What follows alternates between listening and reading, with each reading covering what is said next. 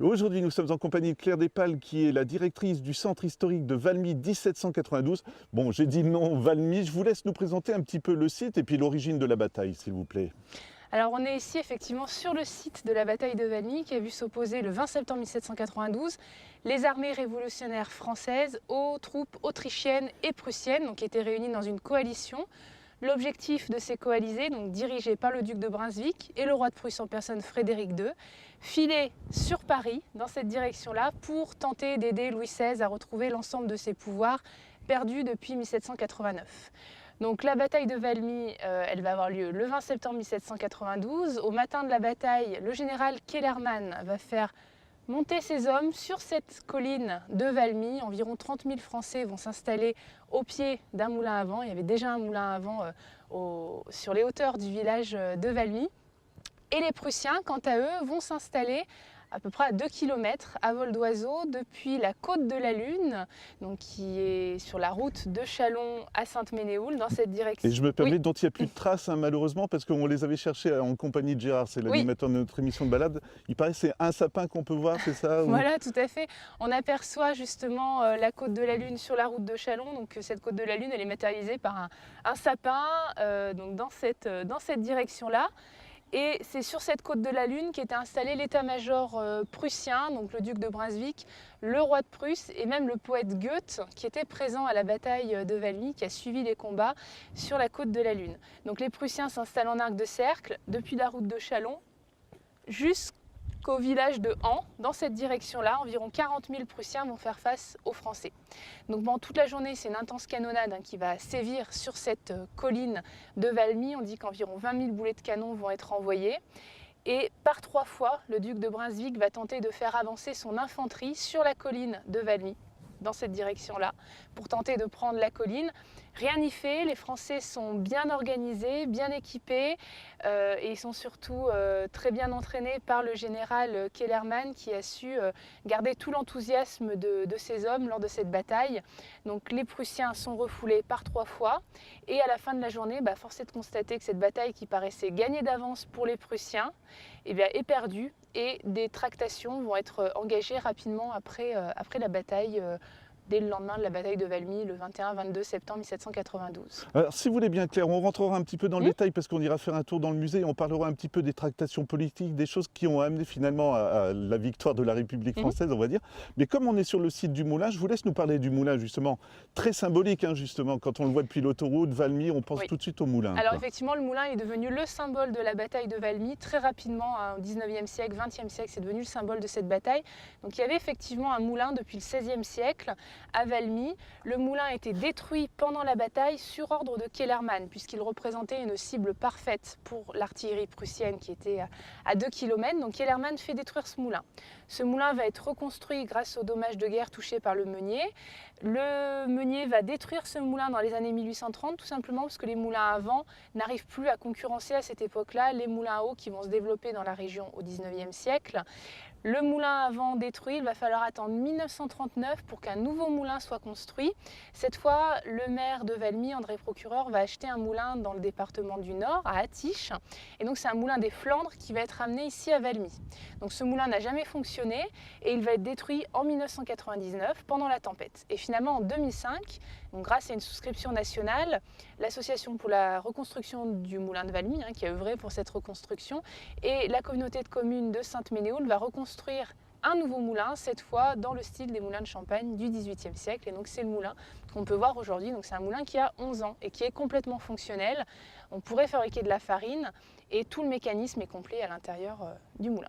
Et ce qu'il faut bien rappeler quand même, c'est que ça a été un outil de propagande, on va dire quand même, parce que c'est vrai qu'on dit un moulin comme ça, mais finalement ça a une imagerie qui est apportée partout. Oui, c'est l'image du moulin de Valmy, l'image de Kellermann qui encourage ses soldats sur le site de la bataille, c'est vraiment l'image qui va être réutilisée tout au long du 19e, du 20e siècle, donc surtout sous la Troisième République. C'est l'image d'Épinal qu'on va retrouver dans les classes très souvent, que les petits écoliers vont pouvoir voir dans leur livre d'école. L'image du moulin va être associé à la bataille de Valmy. C'est pour ça qu'on a conservé deux moulins au XXe siècle, 1939 pour celui d'Attiche et 2005 pour celui-ci. Maintenant, on va rentrer un peu concrètement dans le fonctionnement du moulin. Je vous laisse nous le décrire et nous expliquer déjà le pivot. Qu'est-ce que c'est? Alors le moulin qu'on a ici, c'est justement un moulin de type champenois, le type de moulin qu'on avait dans la région au XVIIIe siècle sur pivot. Donc le pivot permet, comme son nom l'indique, de faire pivoter la cage autour d'un axe. Donc la cage, c'est toute la partie haute du moulin. Ça comprend la toiture, les ailes, le parement en bois, tout le mécanisme à l'intérieur, mais aussi l'escalier. Donc l'intérêt de ces moulins sur pivot, c'est qu'on va pouvoir faire tourner la cage pour la diriger, pour diriger les ailes face au vent. Donc le pivot, je vais vous le montrer. Le pivot, il est là. Donc le pivot, c'est la partie fixe, elle ne bouge pas et toute la cage va pouvoir tourner autour de ce pivot. Voilà, Claire, expliquez-nous comment ça pivote une telle structure. Alors c'est relativement simple. Sous l'escalier, on a ce qu'on appelle la queue du moulin. Et la queue du moulin, elle va aider le meunier à orienter sa cage face au vent. Donc pour effectuer cette opération, donc on va soulever les deux petits pieds qui sont de chaque côté et on va pousser à 2-3 personnes, ça suffit. On va pousser cette poutre qui va permettre d'entraîner donc la cage autour de l'axe. Est-ce que ça tourne facilement un moulin finalement? Alors oui, puisque à 2 personnes on peut réussir à faire tourner cette cage. Bon, après l'hiver, il est souvent un petit peu grippé, donc on a besoin d'un petit peu plus d'aide. Mais ils sont pensés justement pour que le meunier soit autonome avec son commis pour orienter facilement le moulin, puisqu'on peut avoir à l'orienter plusieurs fois dans la journée si on a des vents qui tourbillonnent et qui changent de direction. Ce qui explique aussi la chaîne finalement, parce que si vous nous dites Oui, que ça tourne facilement, vous voilà, voulez le retenir. C'est pour éviter d'avoir des déconvenus et puis des personnes qui pourraient s'amuser à le faire tourner. Voilà, c'est l'idée. Donc une fois que notre meunier il a mis son moulin face au vent, il va pouvoir installer les voiles. Donc les voiles, ce sont de grandes toiles blanches, donc il y en a 8 en tout. On va en installer 2 par aile. Et donc pour installer ces voiles, pas d'autre choix finalement que de grimper sur les ailes comme sur une échelle. Donc c'est une opération qui est un petit peu longue, qui demande à peu près 1 heure, 1 heure et demie de travail. Donc le meunier va monter jusqu'à l'axe, accrocher ses voiles en haut et les faire retomber et les accrocher en bas.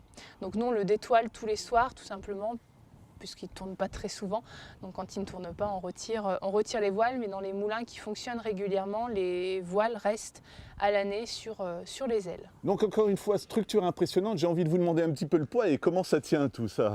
Alors le moulin, il pèse 40 tonnes et le moulin repose seulement sur les dés maçonnés. Donc il y en a 8 pour les moulins de Champagne, 4 pour les moulins des Flandres. Donc il n'y a pas de cheville entre la partie bois, le piédestal, et la partie maçonnée. L'intérêt, c'est qu'avec le vent, le moulin va pouvoir bouger. Donc en cas de tempête, il peut bouger très légèrement sur sa base et il ne va pas casser. C'est tout l'intérêt des moulins sur pivot. Celui-ci peut normalement résister à des vents de 200 km/h. On n'a pas encore fait l'expérience. On ne vous le souhaite pas quand même. Mais normalement, il peut résister à des vents de 200 km/h.